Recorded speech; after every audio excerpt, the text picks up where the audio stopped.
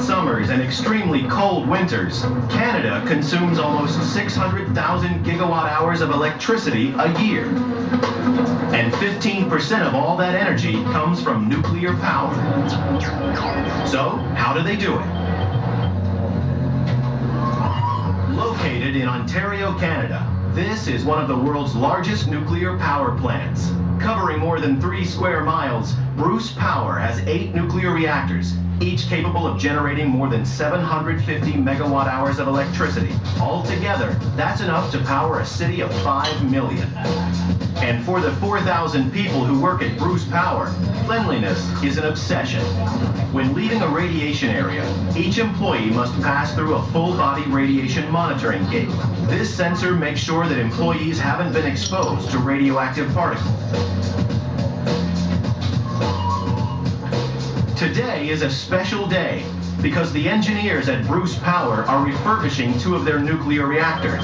And that means for the first time in nearly 30 years, they'll open their reactor and allow a team of engineers to work on the core.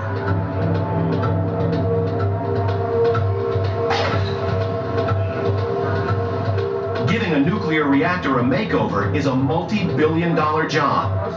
Bruce Power CEO Duncan Hawthorne explains. The key challenge, I think, is being able to disassemble a reactor core that's been in operation for 25 years. That involves disassembly of a lot of irradiated components. Clearly not a task that we could send men in to do. It required the development of first-of-a-kind robotics. So a team of custom-built radiation-proof robots are brought in and controlled remotely from the power station's retube control center. With the radioactive tubes removed from the core, it's safe for the team to go in. The reactor core is a big round disc with slots that hold hundreds of radioactive tubes. To avoid contamination, anyone who goes near it must wear these protective suits.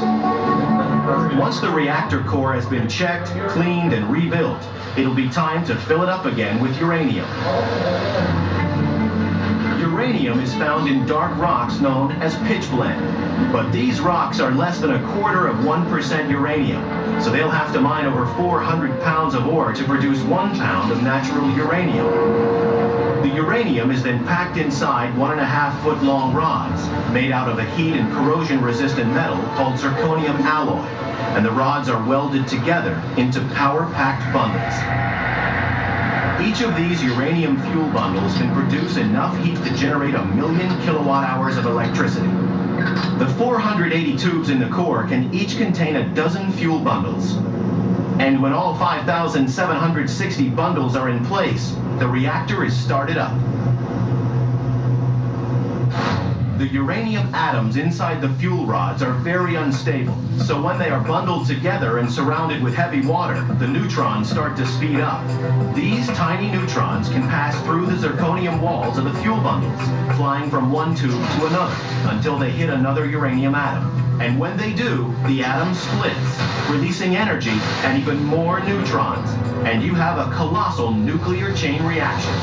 Of course, the problem with nuclear chain reactions is you have to be able to stop them. Otherwise, you get what scientists call a nuclear meltdown. However, the guys in the control room are relaxed. Not only is the reactor sealed within 6.5-foot thick reinforced concrete walls, it also shuts down automatically if the temperature rises or the pressure drops too quickly. This keeps the chain reactions in check and prevents a catastrophic explosion. But there's still plenty of power to generate an immense amount of heat. The heat is used to turn water into steam, a process they monitor carefully from the control center. These massive turbines laid out in the 1/4-mile long, 20-story tall turbine hall turn the steam into electricity. Like a violent steam storm spinning a supersonic windmill, the turbine revolves at 1,800 RPM, driving a generator. This giant turbine converts the movement into more than 750 megawatts of electricity, enough to meet the needs of 500,000 people. Which leaves one small problem: radioactive nuclear waste. After a year or so in the core, the fuel bundles are depleted, but they are now extremely hot and radioactive. They're so hot, the rods have to be stored in water for 10 years before they can be safely disposed of, as Environment Manager Doug Borum explained. We put them in these pools to actually allow them to cool down in temperature and also allow the radioactivity to dissipate. This 26-foot deep reservoir has over 730,000 radioactive fuel bundles sunk in its depths. So the next time you turn on the toaster, give a little thanks to the team at Bruce Power.